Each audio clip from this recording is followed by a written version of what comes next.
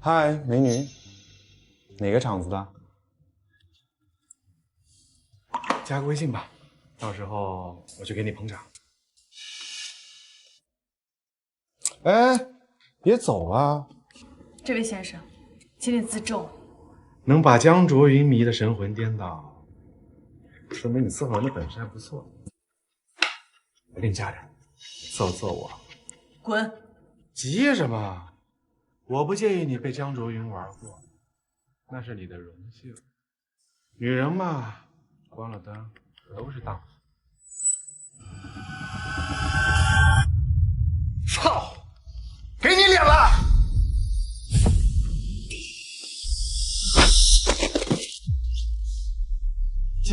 江少，在我家动我是这个贱人，他勾引我。看来是我误会周少了。是的，他勾引我的，是吧？我就说吧，这个女的看起来就是个不安分的货。江少这才走几分钟啊，这就勾搭上了？也不一定。周元什么货色，你们又不知道。是他说的这样吗？不是，那你说说是什么样？他侮辱我。他怎么侮辱的你？他说不介意我被你玩过，那是我的荣幸。女人嘛，再坚持，关了灯一样是荡妇。不是这个样子，不是这个样子的。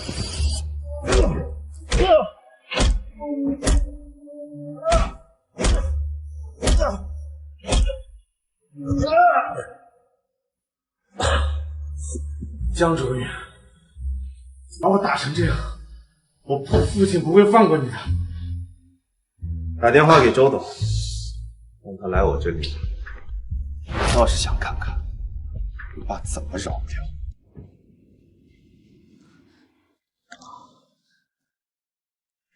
胆子这么小，都出汗了。给太太倒杯冰水，她有点受惊了。是。你是我太太，就不会让人欺负。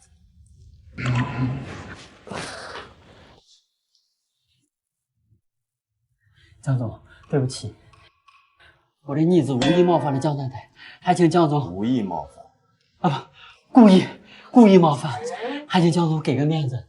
你让我给你面子？逆子，还不赶紧和江总、江太太道歉，让他们原谅你。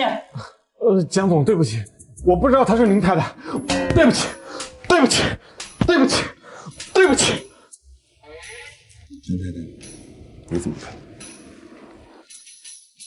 先送医院吧。既然我太太发话了，那就先送医院吧。至于后续的医疗费，开完发票找我助理报销。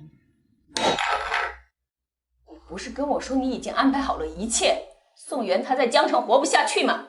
那为什么卓云还是找到他了？抱歉，沈总，是我的失误。星云，你太让我失望了。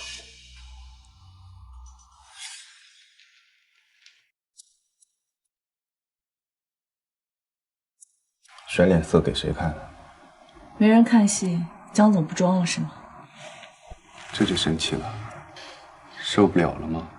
你在宴会上给足我体面跟尊严，我有什么资格生气啊？我既然娶了你，对外你就是我江卓云的老婆，江家的少奶，在外我会给足所有面子。但是，一回到家，你就是我花钱买来的佣人。我有自知之明，你不需要提醒我。你早有这窝里横的态度，今天就不至于我出手收拾残局。那个蠢蛋当众羞辱你，你就是在打我的脸，打狗也要看住。过来。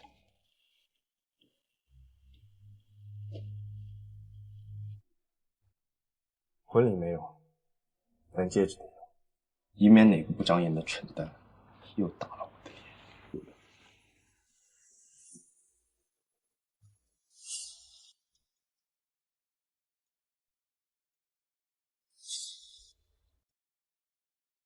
这个戒指，你在痴心妄想什么？当初那枚戒指是我变卖了我爸的遗物给你买的，包含了我所有的心，也是他对你的祝福。你觉得你这个骗子配戴秘密戒指？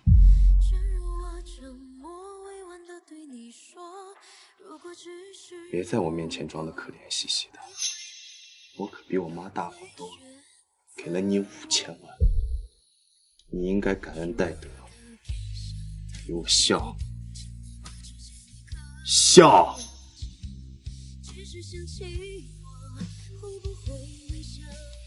别笑，比哭还难看。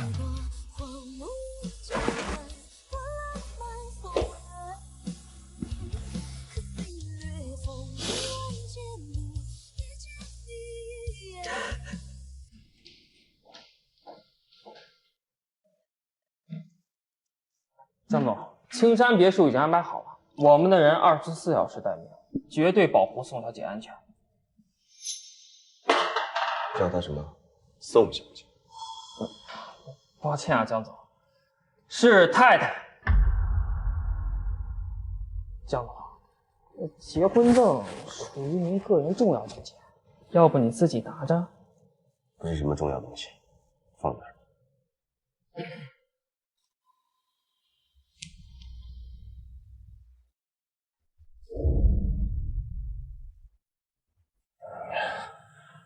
宋远，这辈子不会饶了你。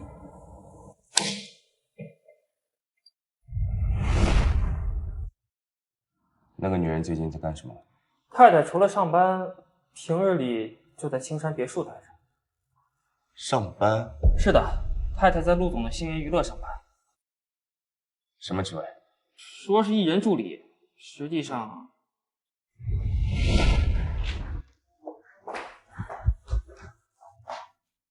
宋元，安西老师的剧本打印好没有？哦。你没事干就在那摸鱼，去楼下买10杯咖啡回来。好。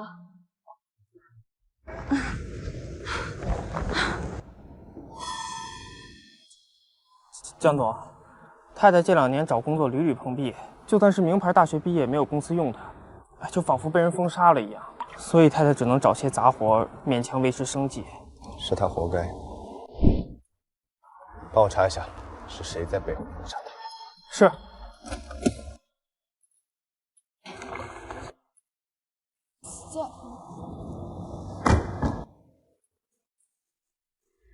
他怎么可能搭理我呢？那天晚上，他在江家承认我的身份，不过是为了和他母亲置气罢了。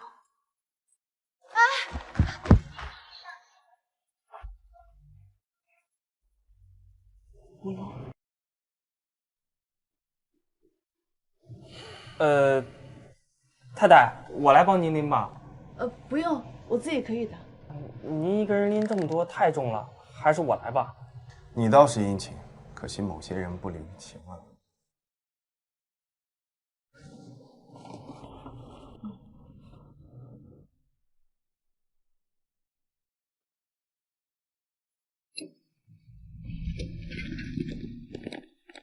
江总，我把太太送上去，再下来找您啊。你给我吧，我自己拎上去就行。不用了，太太，我要不给你送到地儿，明儿江总就让我去中东挖地雷了。他怎么可能啊？非常可能。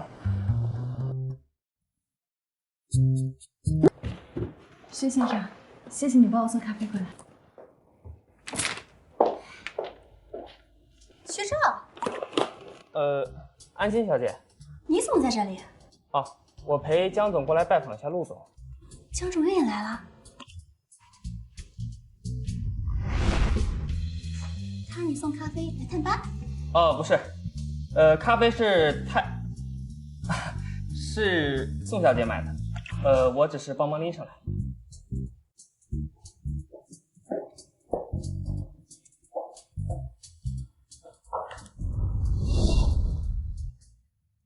哎呀，我前段时间啊在南法度假，没赶上阿姨的生日宴，你帮我把这礼物带给她呗。嗯，你今天怎么有空来我这里啊？来给你送钱。哼，我猜呀，你是知道安西今天在这里拍摄。脑子是个好东西，但你没有。人身攻击啊！姓江的，别以为你有钱你就可以骂我。我给你投2个亿，但我要33.4%的股权。你当我傻呀？33.4%的股权所有，拥有1票股权。我听说前段时间你离婚，我来给你送钱，你应该感恩戴德，喜极而泣。那我是不是还得跪下来喊你一声金主爹呀？大可不必，主要是不想有你这么个儿子。对，据我所知，你跟这安西也就几面之缘，这么快就一掷千金，博红颜一笑了？什么瓜都吃，只会害了你。玩笑。干嘛这么看着我呀？参观拍摄？狗东西，还说不是？安老师，一个咖啡。宋元，你是怎么认识薛昭的？我跟薛先生不熟的。不熟？那他会帮你拎咖啡？你知道他是谁吗？就管让他帮你的忙。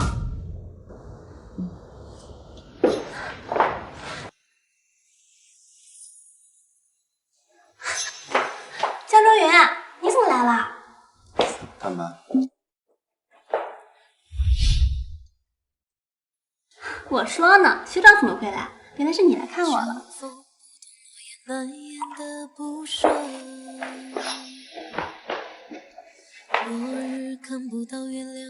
你出去吧，这里没有什么让你帮忙的。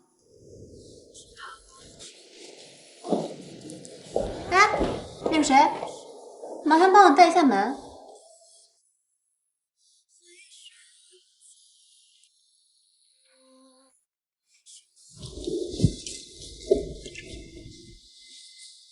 你坐那边去。我有。你每次都这样，和我见面又不许我碰你。闭嘴，话太多了。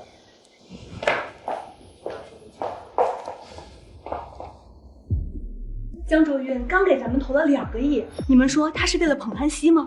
这些年江卓云一个绯闻都没有，只有安西被记者拍到和江卓云在法餐厅约会，2小时了。你们说他们关着门在里面干什么？你说孤男寡女共处一室能干点什么？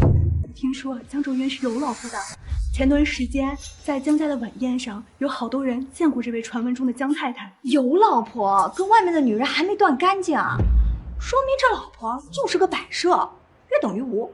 你说是吧，宋渊？啊，不是的。你脸色怎么那么差？身体不舒服吗？我有点闷，我先出去道歉。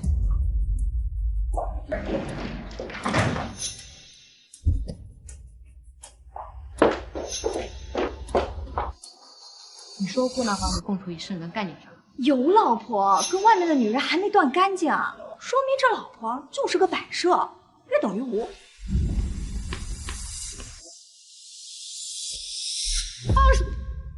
如果你想让别人知道的话，还可以大点声。哭什么？没哭。还嘴硬。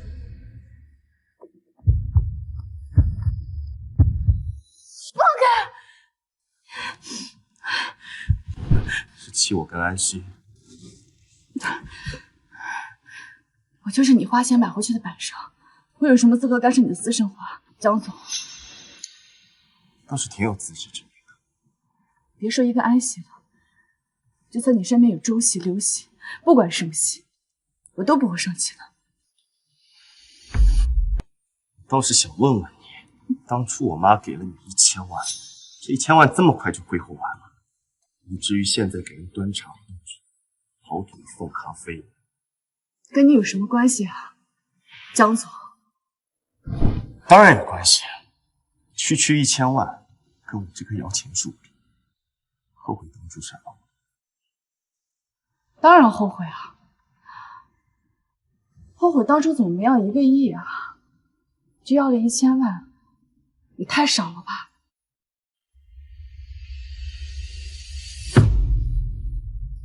真想把你的心挖出来，看看是什么颜色！我就是个骗子，我没有心。滚！听到吗？叫你滚，听不懂啊！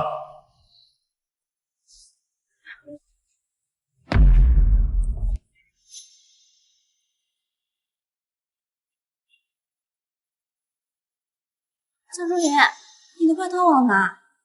有点。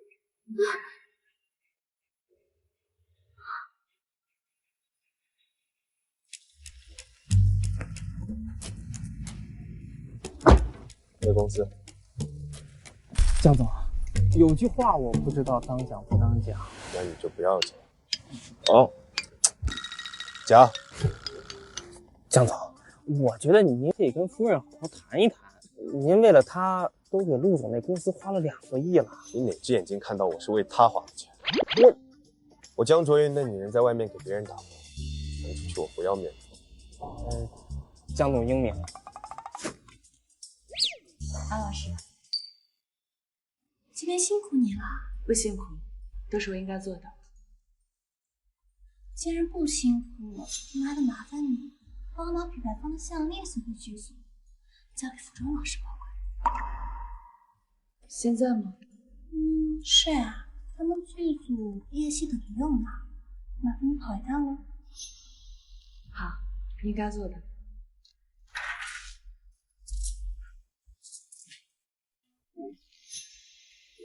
姐，服装老师不是说今天他们不出工，项链可以明天送回去吗？是啊，但我就是故意的呀。从公司到剧组单程2个小时，而且天气预报说今天会有暴雨。你既然这么好心，要不你去替他送吧。我就这样啊。那个，陆总。啊，小宋啊，这么早就下班了？啊，不是，我是帮安小姐送项链到剧组里。啊，去吧，好好努力工作才能升职加薪。那些到点下班的都是咸鱼，知道不？啊。我知道了，陆总。去吧。啊。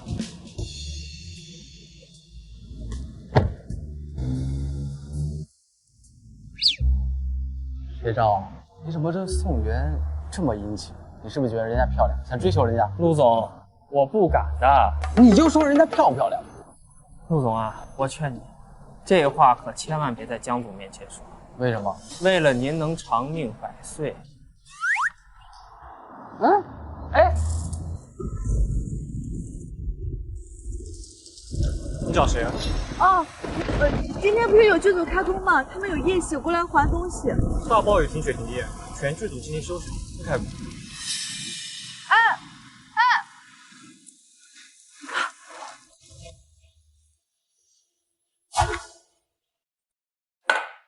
喝一个。不喝你来会所干什么？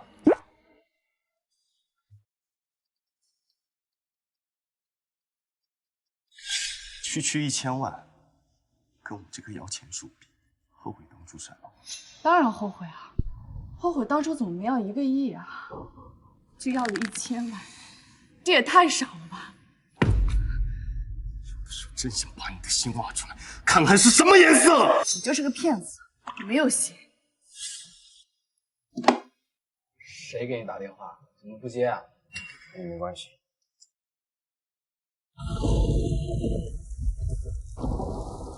哎呀，没电了！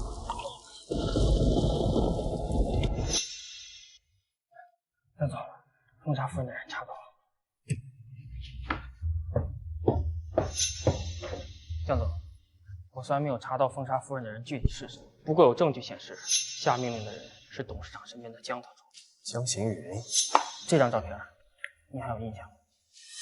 这是什么时候的？这是我调查江特助的时候无意中发现的。您离家出走后，江行云一直在暗中监视您的一举一动。还查到了什么？宋家大火当天，江特助的车曾出现在宋家附近。宋家大火2个月后，太太曾去瑞丰银行兑换过一张1000万的支票，这些钱太太用来还了母亲的医药费，用来赔了周边邻居300万。但这些事情都发生在认识您之前。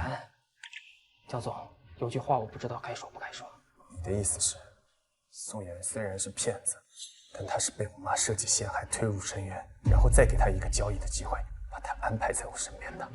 董事长的计划天衣无缝，但他唯独漏算了一点，那就是太太真的会爱上你，所以太太用剩下的500万买了您那副骗子，这才让您找到医院去。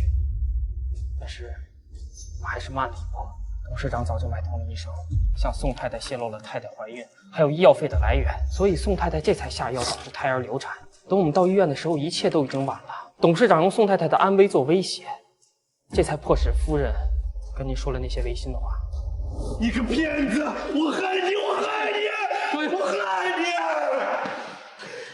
江少云，我们本来就不是一个世界的人，你就忘了我这个骗子吧。学长，是我害了他。您好，您拨叫的用户暂时无法接通。您好，您拨叫的用户暂时……他现在人在哪儿？太太去给剧组送东西了。现在？啊？你这么能耐，怎么不明确告诉我？啊，江总，哎，江总，哎，江老总怎么这么着急？干嘛去？陆总，您认不认识卖墓地的？可以打折吗？卖墓地的，这么年轻就要操办后事了？是的，或许你也需要。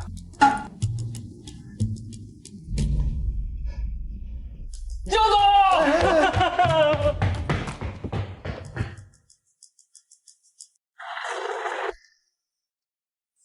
所以我是你养的金丝雀吗，江总？少往自己脸上贴金，顶多算一条狗。我既然娶了你，对外你就是我江卓云的老婆，江家的少女，在外我会给足所有面子，但是一回到家，就是我花钱买来的佣人。别在我面前装得可怜兮兮的，我可比我妈大方多了，给了你5000万，你应该感恩戴德，给我笑笑。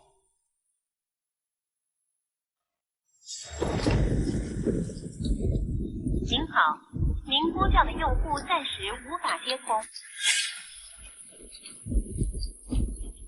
张周云，你什么时候来接我回家？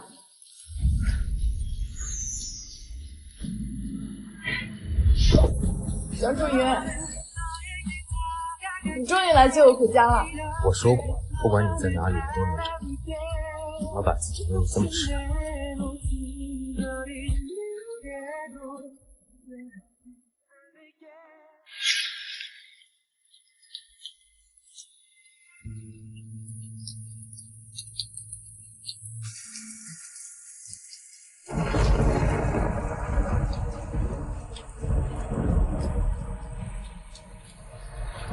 江周云，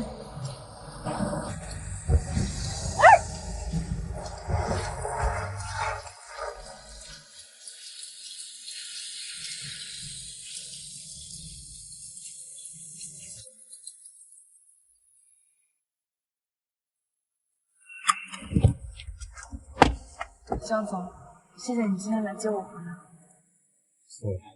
故意的是吧？啊？什么？单程2个小时的路，你就不知道让司机多等你一会儿，拉你回江城啊？那个师傅他接了新的订单，就着急走了。那你就不知道打电话叫人来接你吗？我打了，但是还没打通就关机了。打给谁了？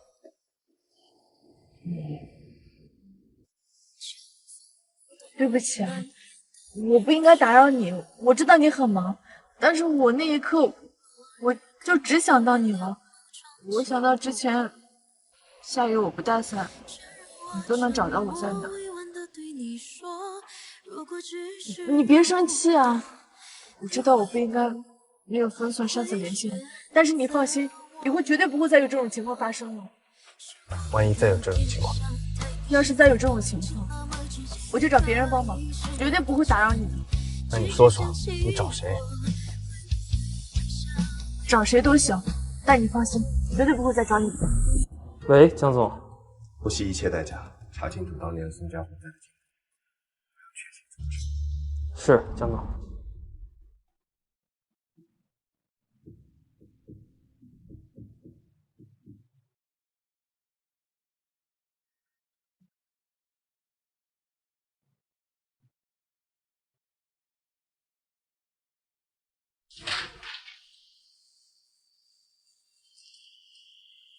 宋源，项链昨晚送回去送。安老师，我昨天去剧组的时候，他们说停工了，我是今天早上送过去的。这样呀，那是辛苦你了呢，跑了2趟。不辛苦，工作而已。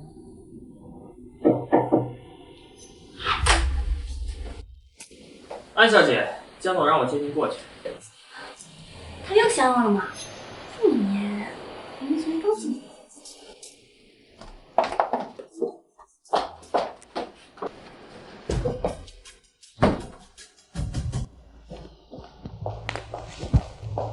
周云，我来了。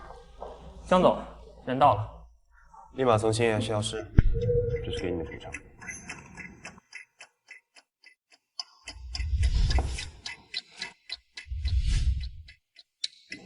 为什么？向周云，我做错了什么？别在我面前装，我的锅在这边。文哥，周云，放开！你放开我！我要去问江云，他为什么不要我？安小姐，江总从来没有要过，又何谈来的不要脸？你和江总见面不过2、3次，有什么资格质问他到底看上谁？他如果不喜欢我，为什么要对我好，还跟我一起去吃饭？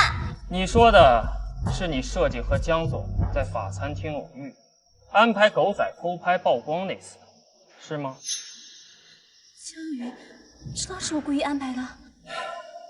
你既然用江总嘲匪当垫脚石，就应该心存感激，而不是得寸进尺，欺负江总在乎的人。江周云在意的人，宋源是宋源，宋源是江云的新欢，对不对？安小姐，给你个忠告：聪明人从来不过问他不该过问的事情。他既然一直看不上我，为什么愿意陪我去法餐厅吃饭？又为什么愿意容忍我利用他传绯闻？江总，江总，你受伤了，我去给你买创可贴。我有创可贴。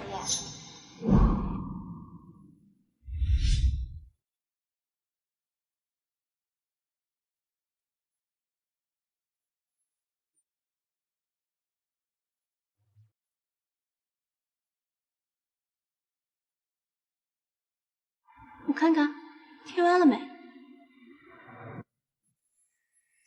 你怎么这么傻？他们要把你打死了怎么办？那也不能让他们伤害你。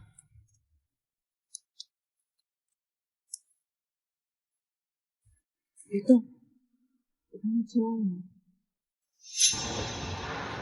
好像有点凉。不必。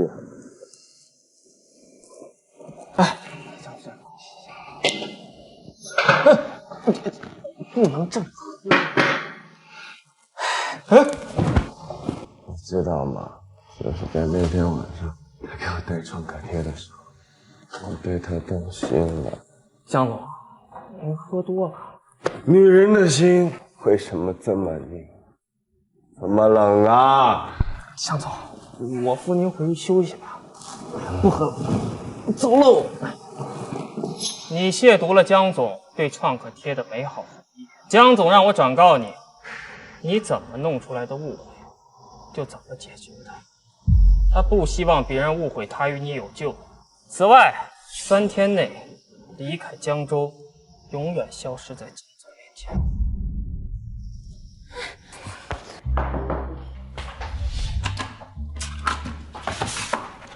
进。江总，事情都办好了。你去找安西的时候，她什么反应？夫人没什么反应。什么叫没什么反应？所以，江总，您故意让我当着夫人的面叫安西过来见你，是想让夫人吃醋是吧？滚出去！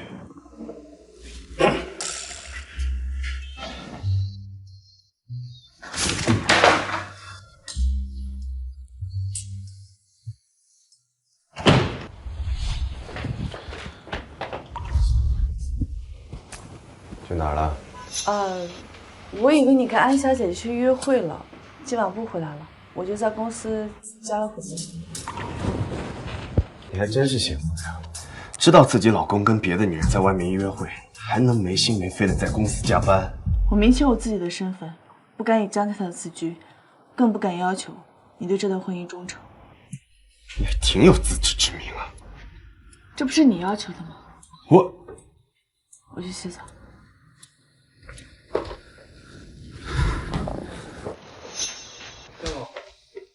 通知陆岩，在合约里加一条，员工加班不许超过晚上8点。他这么大点公司，屁事挨不上。江总，您说的员工是指所有员工，还是单指太太一个人？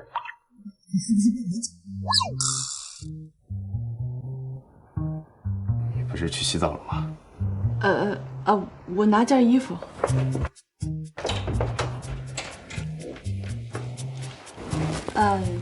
其实我也不是经常加班的。你以为我是在为你打电话吗？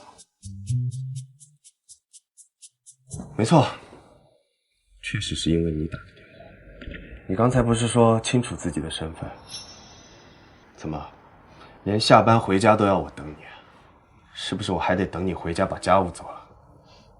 对不起，是我考虑不周了，我以后早点回来。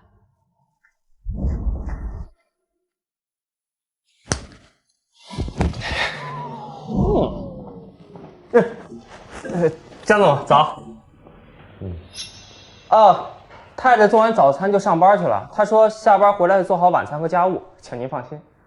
脾气还真是大，一句都说不得。江总，夫人做的早餐不吃了吗？吃饱了。你手里拿的什么？这个吗，江总？这个是太太给我准备的早餐。她对你还挺好的。江总，我错了，我其实已经吃过了，这份我就不吃了。是吗？别人的心意不吃挺浪费的呀。江总，我真错了。你看起来挺委屈的，我欺负你了吗？江总，我不委屈，你也没有欺负我。开车。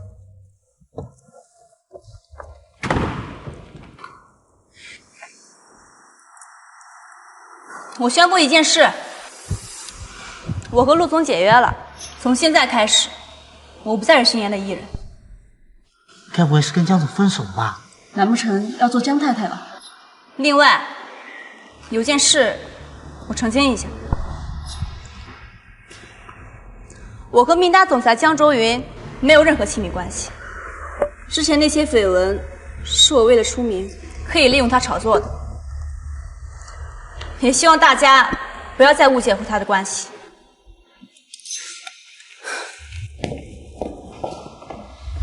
你还真是幸福呀，知道自己老公跟别的女人在外面约会，还能没心没肺的在公司加班。所以是我误会他了，他才那么生气啊。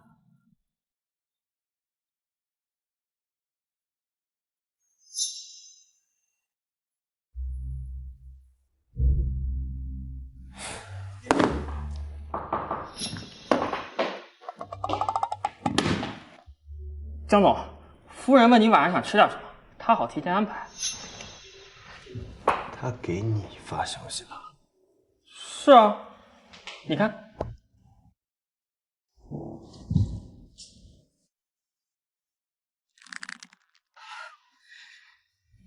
你怎么会有特异心的？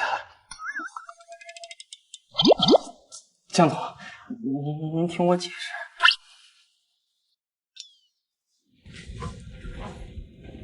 你回来了，吃饭吧。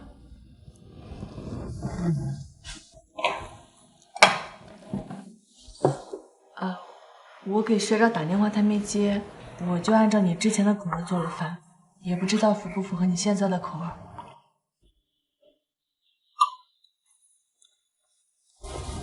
江周云，我之前误会你跟安熙的关系，对不起啊。既然我们结婚了，婚外情这种事情就不会在我们的婚姻里出现。你不是说我们之间的婚姻只是一场交易吗？过去发生的事，我忘不掉，也不想忘。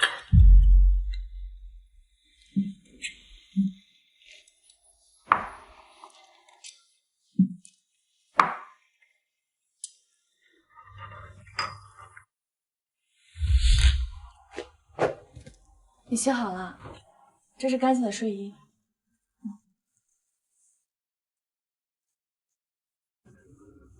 戒指呢？我怕弄丢了，太贵重了，我就放起来了。是怕弄丢，还是怕戴着让别人知道你已婚的身份？我怕弄丢了。戒指放哪儿了？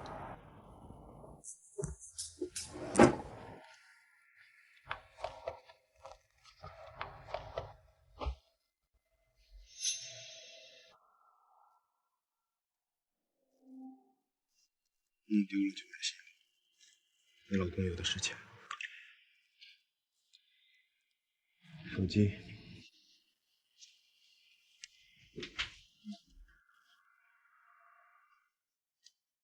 以后有事情可以直接找我，不必绕一圈去找学长。我是怕麻烦你，所以才找的学长。我有的是时间。是错觉吗？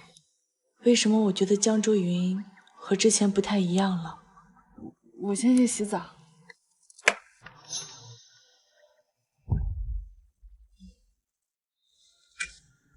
躲什么？我没躲啊。那我怎么觉得你有点心虚？你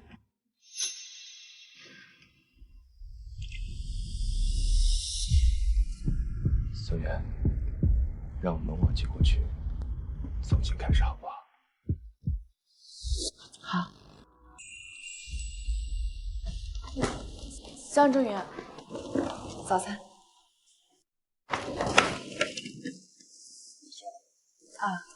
早餐一定要吃，要不然胃疼。知道。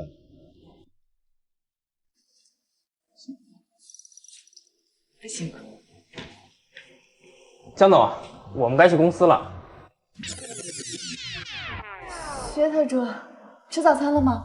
没吃的话，我给你拿一份。不用了，太太，我吃过了。谢谢太太。想吃你可以拿着。我不太想吃，江总。那就不吃。谢谢太太。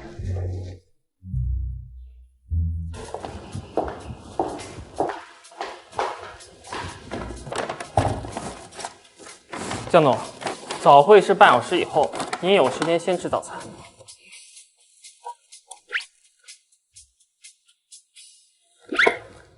先去开会。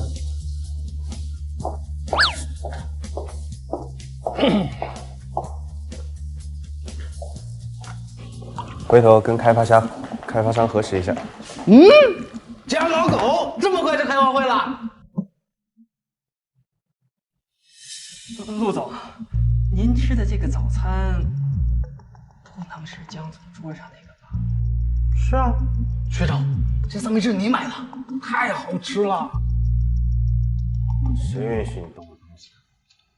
不就是一个早餐嘛，吃了就吃了呗。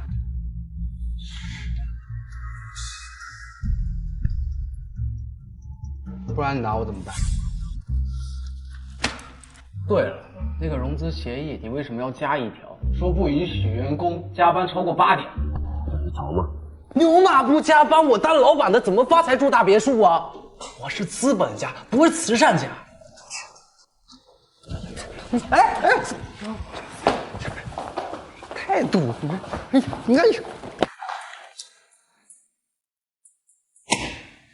不是，哎，陆总，您要是惜命的话，就少说话。不就一个三明治，它至于吗？至于，因为那不是一个普通的三明治。走。明天还有早餐吗？有啊，你想吃什么？三明治。可以，但是家里没食材了。今天下班我去超市买点。一起去，下班我去接你。好。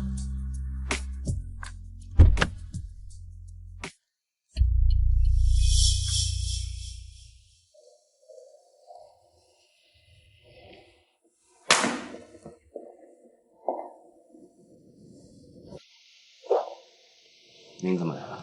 妈妈需要你一个解释。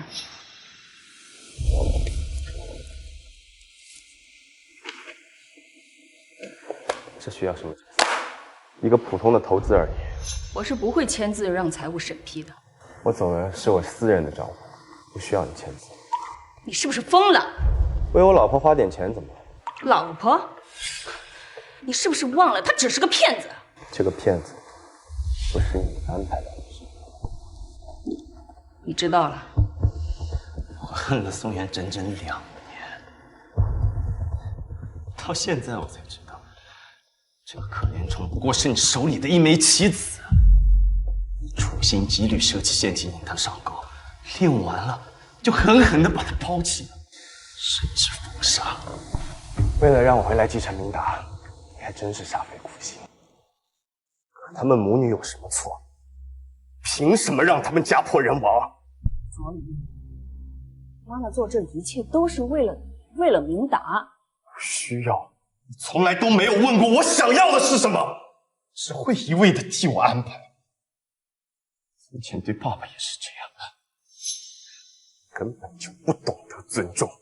你不要跟我提他，是他不负责任，不要你，不要我们这个家。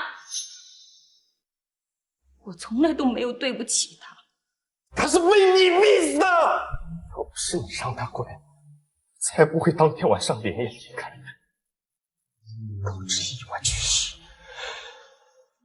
卓云，关于爸爸的死，妈妈无话可说，但是妈妈还是要告诉你，你和宋元注定有缘无分，情深缘浅，不如趁早断了。长痛不如短痛，轮不到你管。是吗？既然你都已经查到了3年前的真相，那不妨再继续查查宋清辉。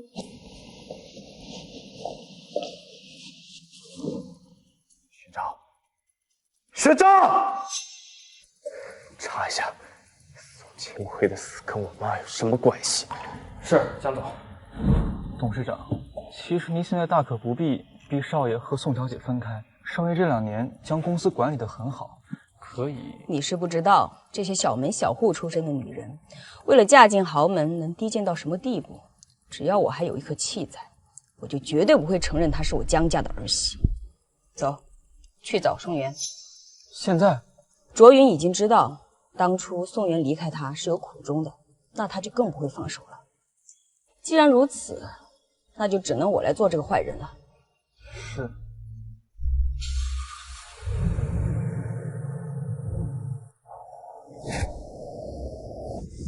江卓云，我下班了，你什么时候过来接我？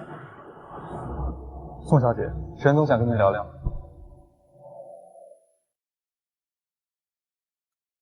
我来接你。宋小姐，我的确是低估了你对卓云的影响力。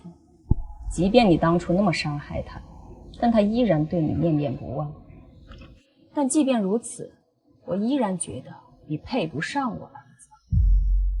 所以您今天找我来，是想让我跟你儿子离婚吗？开个价吧。那你这次能给到多少呢？你想要多少？我跟江正云结婚，他给了我5000万。你要想让我跟他离婚，应该比他更有诚意吧？1个亿，够吗？不够。你胃口也未免太大了。江卓云如今是明达集团的总裁，跟他离婚，我能分走多少财产，你应该比我更清楚吧？宋小姐，你得罪我，对你没有半点好处。如今我什么都没有，你威胁不到我。如果你是真的爱卓云的话，那你就应该把江太太这个位置让出来。这个位置应该属于一个跟她门当户对的大家闺秀，而不是你这么一个对她事业毫无帮助的孤女。沈总，请不要把你的想法强加到江卓云的身上。江卓云是一个活生生的人，他有他的感情，有他的喜怒哀乐，也有他的选择。你这是在教训我吗？你不需要我教训，但是我最后再说一次，我这辈子都不会离开江卓云，除非他亲口告诉我他不爱我，让我走。你看看这些，如果你到时候还这么笃定的话，那我可以不拆散你。这是什么？你打开就知道了。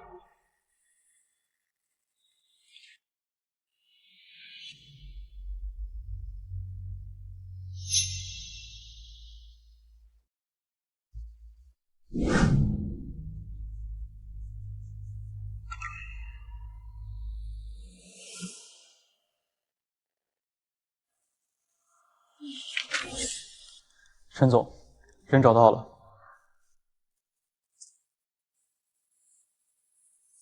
这个宋清辉是咱们去年南郊工地上出事故的那个。他老婆一直不肯罢休，想挖出证据，证明宋清辉的死并不是意外。穷人嘛，是这样的，就会想着多闹一闹，想多拿点赔偿。我听说宋太太因为宋清辉的死受了刺激，精神不太好。宋小姐是家里的支柱，没想到她竟然是宋清辉的女儿。星云，你说这算不算孽缘？沈总，要不咱还是换个人吧？不，就是她，我确定，她会是卓云喜欢的女孩子。但恐怕宋元不会同意咱们的要求。星云，你知道怎么样让一个人竭尽全力地抓住救命稻草？首先，你得让他跌入泥潭，别无选择。您的意思是？你跟了我这么多年，应该知道该怎么做了。沈总，昨晚宋家大火，宋家和邻居周家都被烧了，周家要求宋家赔偿300万。你做得很好，等宋元彻底走投无路了，再带他来见我。明白。我爸的事故，还有我们家的火灾，自始至终这一切都是你的精心策划。你有什么证据吗？你知不知道你们这是在犯罪啊？你爸的死，那是工地钢筋掉落导致的意外，而那个承包商也只是我们明达旗下的一个子公司而已。至于你家的火灾，那不是你母亲发病忘了关燃气而导致的吗？这跟我有什么关系？宋小姐，诽谤可是要负法律责任的。为什么？为什么要这样对我？为什么？小姐，什么？小姐，哪有那么多的为什么？你们这些穷人就知道胡闹，以为这样就可以多拿点赔偿。我最后一次警告你，离开我儿子。等等，江卓云，他知道这些。你觉得呢？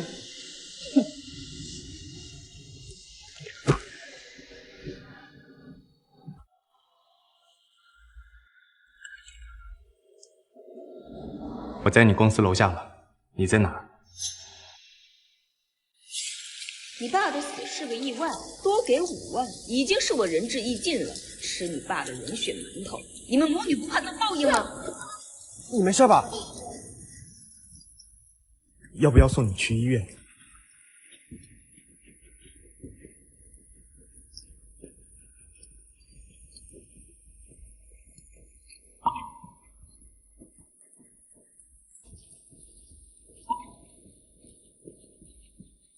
伞给你。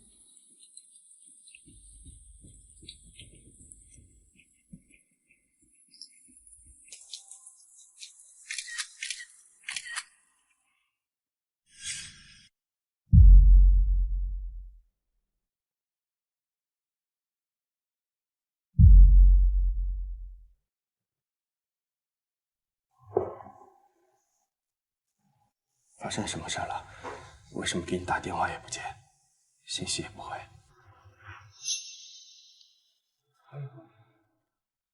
圆圆，听我解释，事情不是你想的这样的。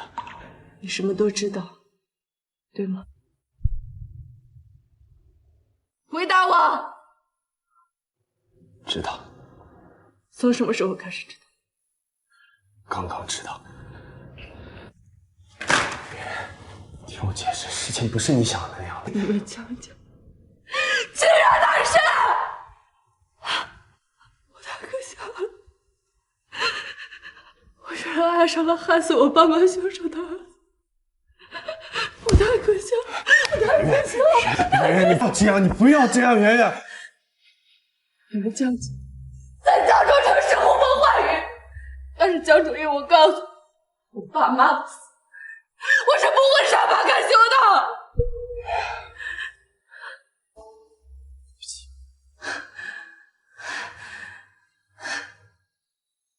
离婚协议书，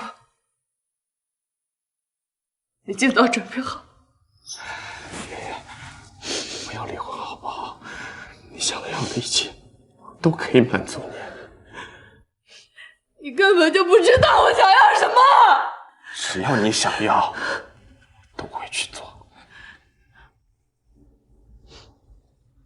那我要一份签好字的离婚协议书，我想要坏人得到惩罚。江周云，我是不可能跟仇人的儿子在一起的，你懂吗？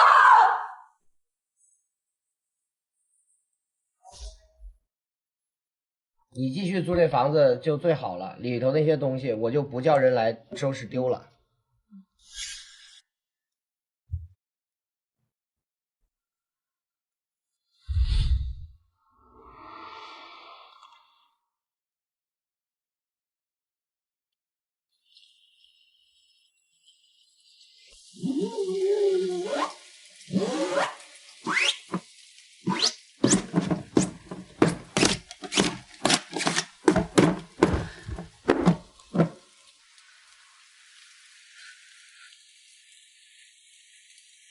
江总，咱回去吧，这也太大了。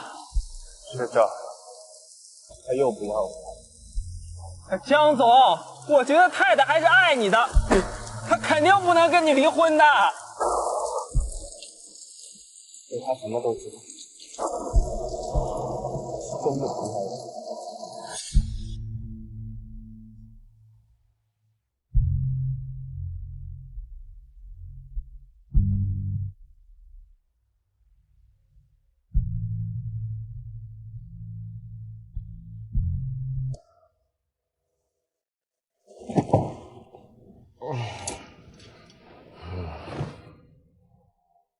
宋元，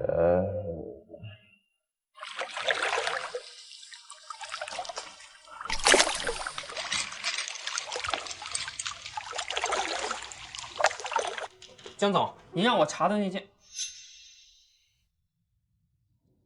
江总，您发烧了，我带您去医院。打电话给他，就说我又不吃药，又不去医院。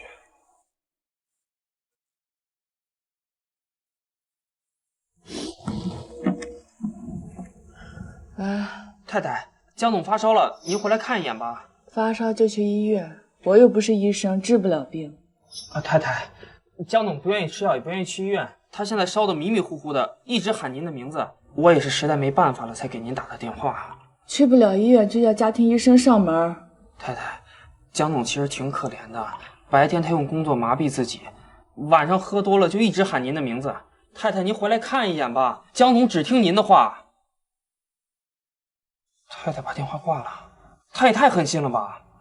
别怪他，也是我让他伤心了，他才会这样。江总，那我送您去医院。你亲自去找他，我想见到他。是。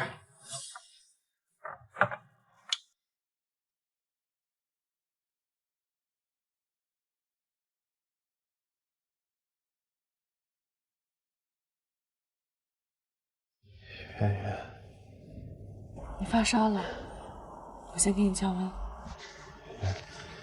我们能不能不离婚？圆圆，我爱你，你能不能不要再抛弃我了？等你病好了，我们再谈吧。就算你不爱我，也请留在我身边。我到底该怎么选？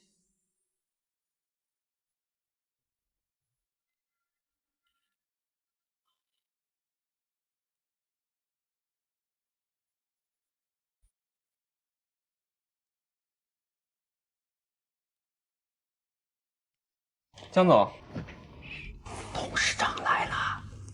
知道了。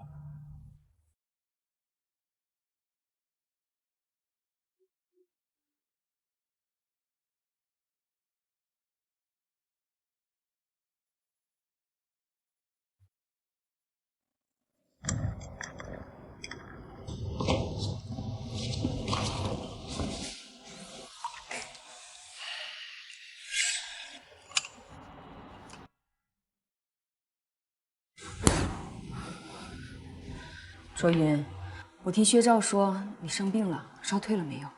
好多了。妈妈还是不放心，还是叫周医生来一趟吧。星云，打电话。妈，够了。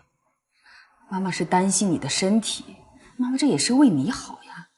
你要是真是为了我好，就不会去找宋元。我说过了，你是明达的继承人，身价1000亿。宋元她一个孤女，配不上你。是谁让她成为孤女的？她原本也有父有母，有一个幸福的家庭。看来宋庆辉的事情你已经查清楚了。卓云，宋元爸爸的事情真的是一场意外，妈妈也很遗憾。你敢说跟你一点关系都没有吗？你是在审问你妈妈吗？可以这么认为。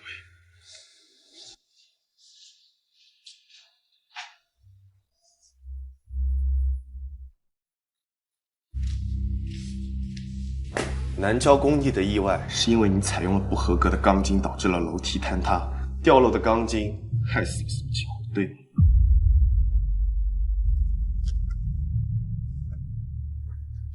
吗？出事之后，你怕因为钢筋材料不合格的原因被查到，从而导致明达集团股价的下跌，所以掩盖了真相。你从哪儿拿的这些东西？要想人不知，除非己莫为。是，我承认。宋庆辉的死，我们的确有责任，但是我亏待他们宋家了吗？我给他们赔偿了200万，200万还不够吗？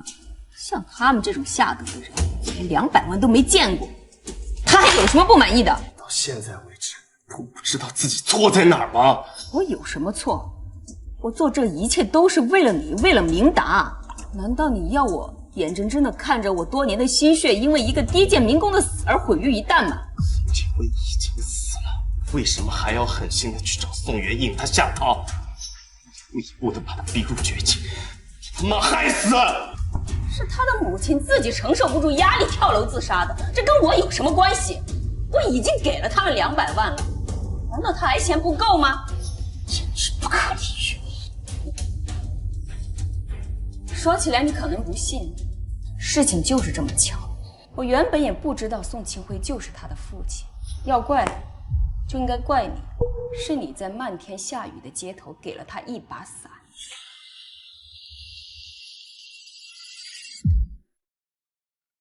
邢云当时拍照片给我看了，我一看我就知道，宋元就是你喜欢的那种女孩子，你们俩注定是一场孽缘，你们没有相守一生的缘分，所以妈妈这么做是替天行道。凭什么操控我的人生，操控我的感情？因为你是我唯一的儿子，是明达的继承人，你生来就在金字塔的顶端，为什么要像一些平凡的人一样碌碌无为的过一生？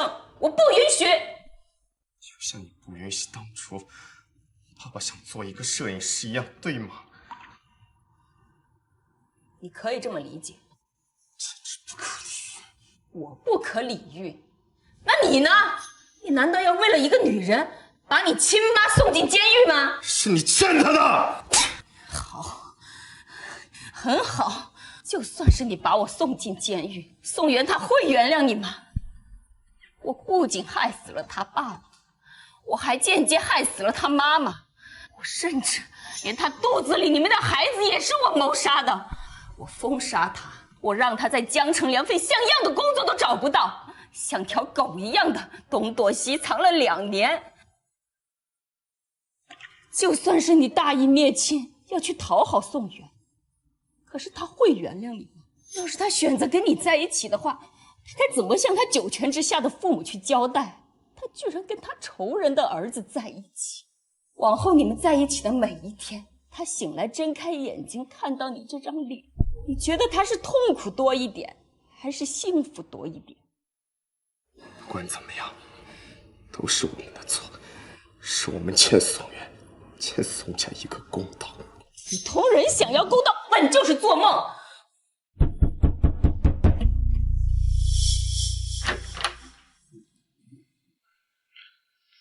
沈梅英、江晴云，你们2个跟我走一趟，配合调查4年前南郊工地上发生的命案和3年前宋家的火灾。你竟然真的报警了！是你捡到的，这是南郊命案相关的资料。我辛苦筹谋了这么多年，为了你，为了我们江家，没想到到头来我就落得这样的下场。我沈梅英这辈子最大的错误就是嫁给你那个废物老爸，生了你这么个不孝的东西。放开我！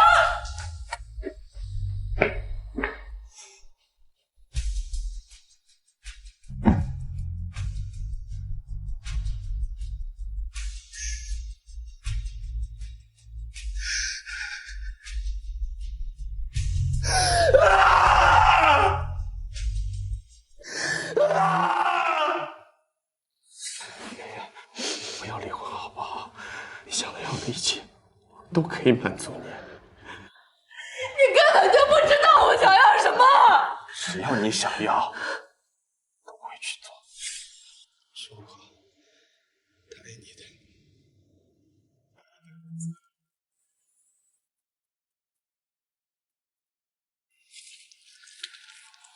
字我已经签好了。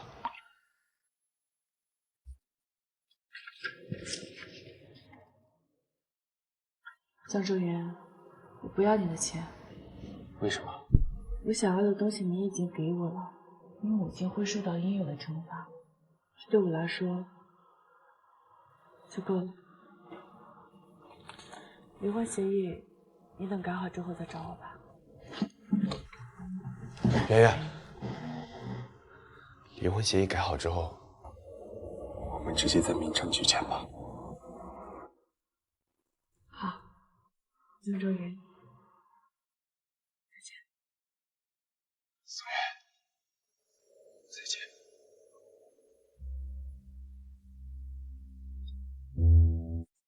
江总，我觉得太太还是爱您的，你也舍不得太太，那您为什么要签那个离婚协议书呢？就算我们再想，我们也不可能在一起了。我不理解，那明明相爱的2个人为什么不能在一起啊？他居然跟他仇人的儿子在一起，往后你们在一起的每一天，他醒来睁开眼睛看到你这张脸，你觉得他是痛苦多一点，还是幸福多一点？我跟他在一起，只会给他带来痛苦。我不应该自私的把他留在我身边。可您还没问过太太的想法呢。有必要问他？当然有必要。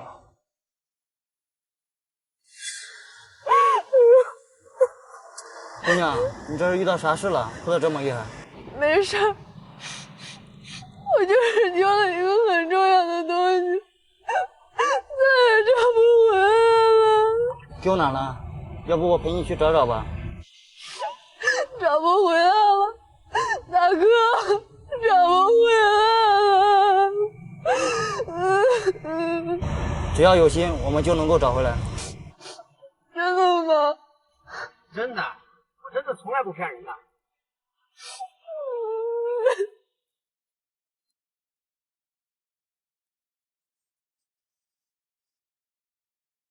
请问是宋元吗？我是。您好，宋小姐，我是沈梅英女士的辩护律师，沈女士想见您一面，请问您方便吗？方便。那明天下午3点，我们在江州看守所门口碰面。你要见我，是有什么事吗？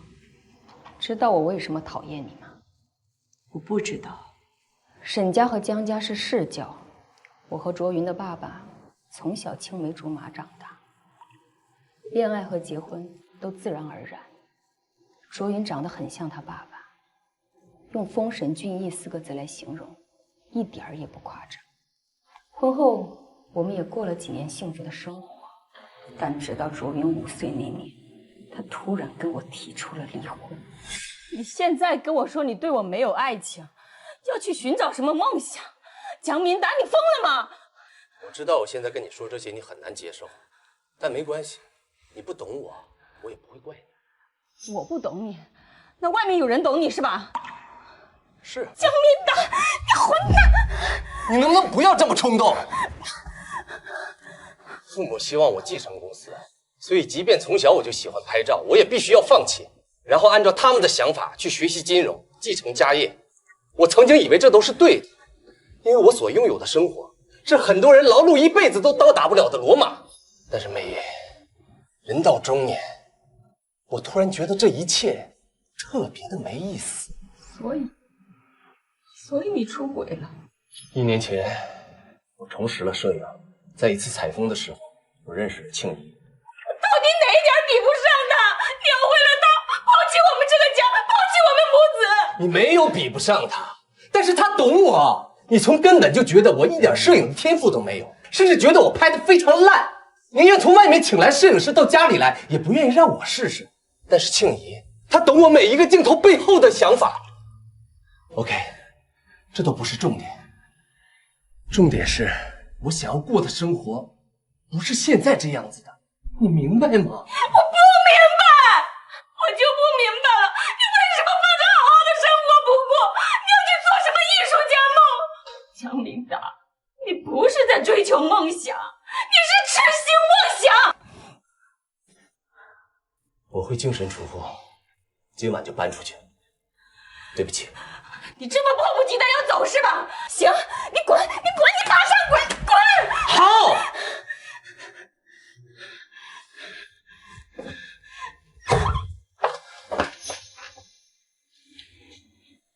雨月，以后爸爸不在家，你一定要好好听妈妈的话，知道吗？乖。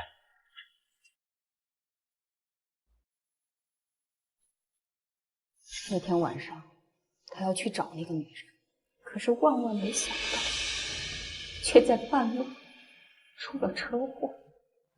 我和卓云赶到医院去见了他最后一面。从那以后，卓云就记恨上了我。他认为是我害死了他爸，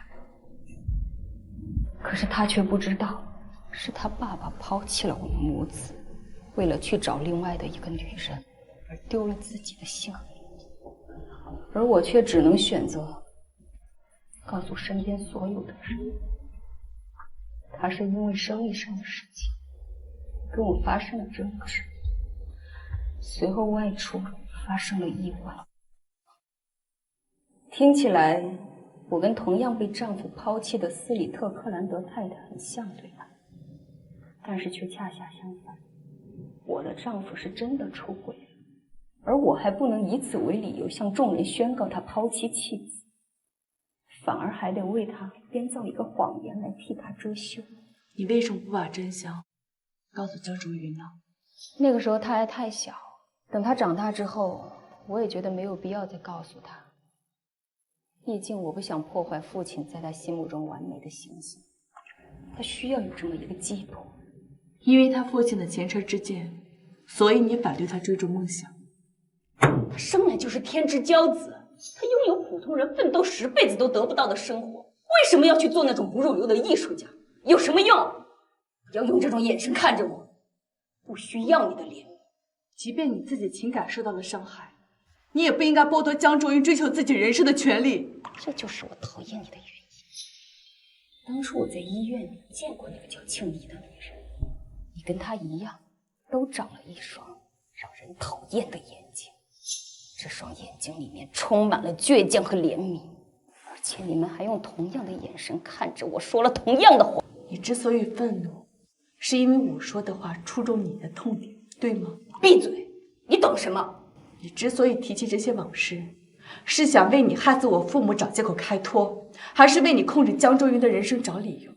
在你的故事里，你的确是个受害者，我很同情你，但这些不能成为你犯罪的借口。我不需要你的同情，我就是想告诉你，像你这种出身卑微的女人，这一辈子就只配跟那些凡夫俗子草草一生，你配不上我的儿子。就算是我坐牢，我也绝对不会同意你们在一起。你说了不算，难道你忘了，是我害死了你的父母？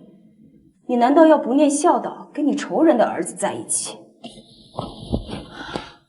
其实，在今天来之前，我一直在想，他们是不是在怪我爱上了仇人的儿子？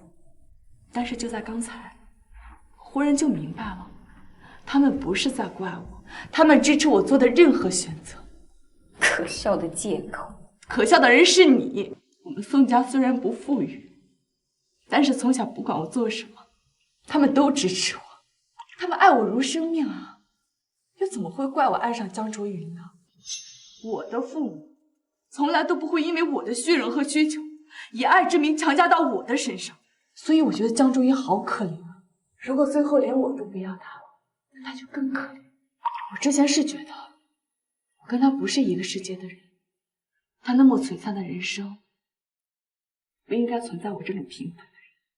但是后来我想明白了，我跟你，包括任何人都没有权利替他去选择他应该过什么样的人生，去爱什么样的人。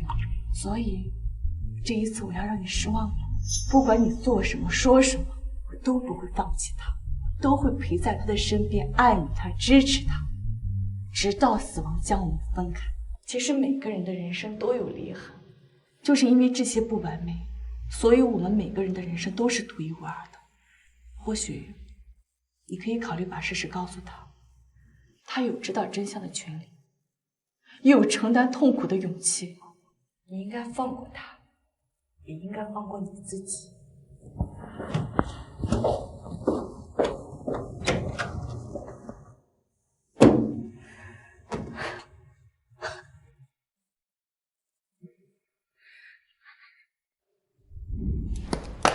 那我就坐等江总的2个亿到站喽。今天晚上摆一桌，全场消费，本公子买单。该你。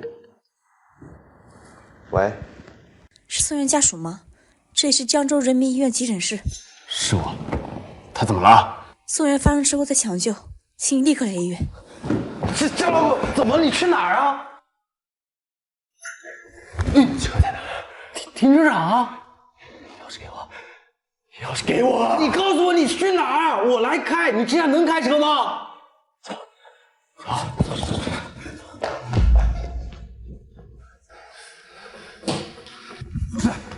不是，帮我查一下宋元在哪儿。宋元，前面。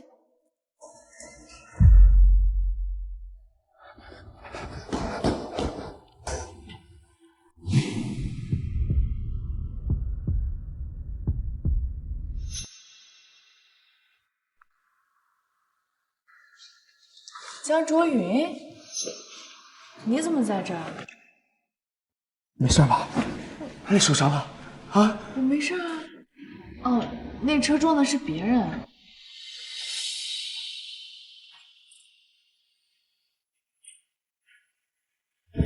是9号，是9号。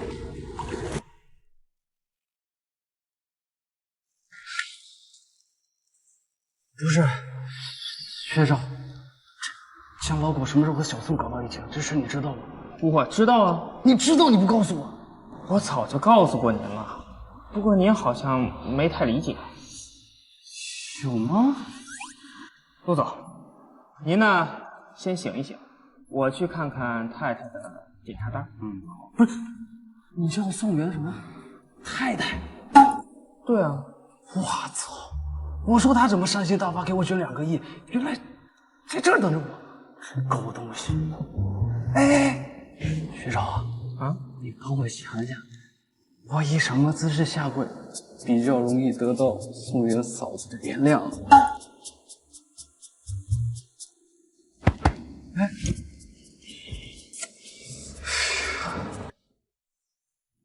当时在路上有人拉了我一把，我就擦破了皮，没事的。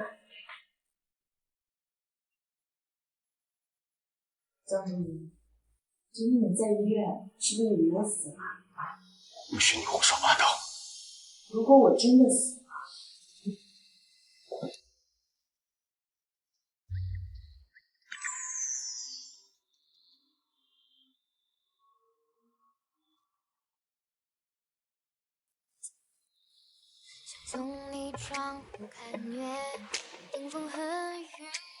再敢说这种话试试。谁让你亲我的？咱都离婚了。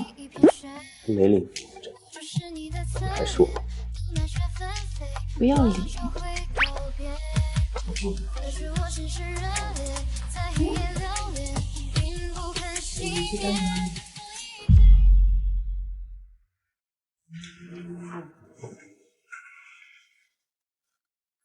你都不问问我跟你妈说了什么吗？说了什么？我跟你妈说我会尽快跟你离婚，从此老死不相往来。离婚协议我已经叫学长去改了，我改完之后，我们时间见。笨蛋！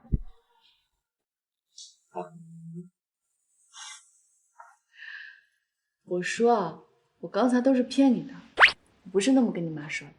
那你怎么和他说的？我跟他说呢，我以后都会好好陪着你，陪你从天光乍破一直走到暮雪白头。